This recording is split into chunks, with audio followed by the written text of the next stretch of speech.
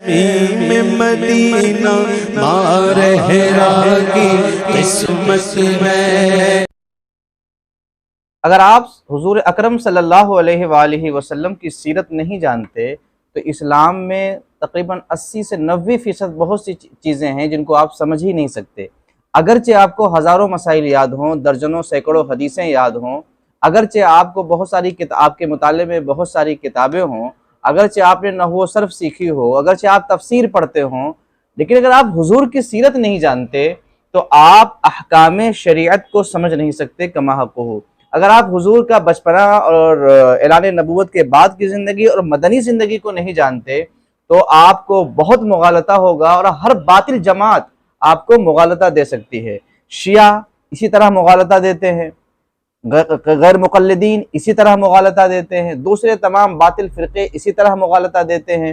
رسول اللہ صلی اللہ علیہ وسلم کی سیرت کو اگر آپ نہیں جانتے تو کوئی بھی باطل جماعت آپ کا شکار کر سکتی ہے، لیکن اگر آپ حضور کی سیرت جانتے ہیں تو آپ کو معلوم ہو جائے گا کہ آپ کی پیدائش سے لے کر 40 سال کا زمانہ اور ہے، اور اعلان نبوت سے لے کر 53 سال کی جو عمر مبارک ہے یہ اور ہے، اور ہجرت سے لے کر کے وصال شریف تک کے جو معاملات ہیں یہ اور ہیں۔ پھر آپ کو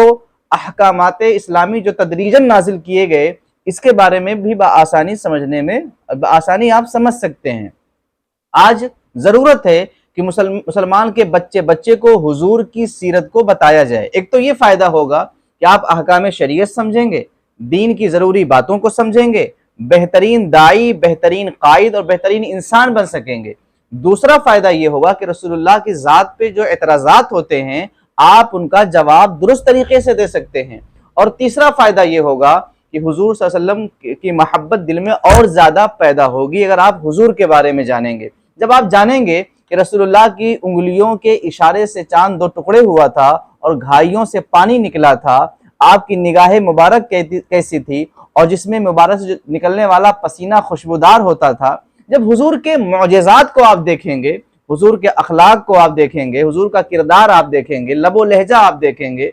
اور تعلیم و تعلم کا طریقہ آپ دیکھیں گے تو آپ کو بہترین تربیت ملے گی۔ لہٰذا ہر مدرسے میں، ہر مکتب میں، ہر مسجد میں رسول گرامی وقار صلی اللہ علیہ وسلم کی سیرت کو باقاعدہ فوکس کرنا چاہیے، بتانا چاہیے کہ رسول اللہ بحیثیت معلم، رسول اللہ بحیثیت قائد، رسول اللہ بحیثیت مجاہد، رسول اللہ صلی اللہ علیہ وسلم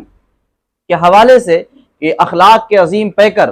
آقا کریم صلی اللہ علیہ وآلہ وسلم کے حوالے سے پڑھنے، پڑھانے، سمجھنے اور سمجھانے کے لیے سیرت کی کتابوں کا پڑھنا انتہائی ضروری ہے۔ اس کے لیے آپ سیرت رسول عربی جو ایک عمدہ کتاب ہے اسے بھی آپ پڑھ سکتے ہیں، اور اس کے ساتھ ساتھ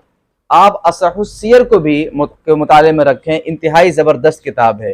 ڈاکٹر حمید اللہ کی کتاب محمد الرسول اللہ اور داعی اسلام بھی انتہائی زبردست ہے۔ وہیں حافظ ابن کثیر کی کتاب سیرت النبی 3 جلدوں میں ہے،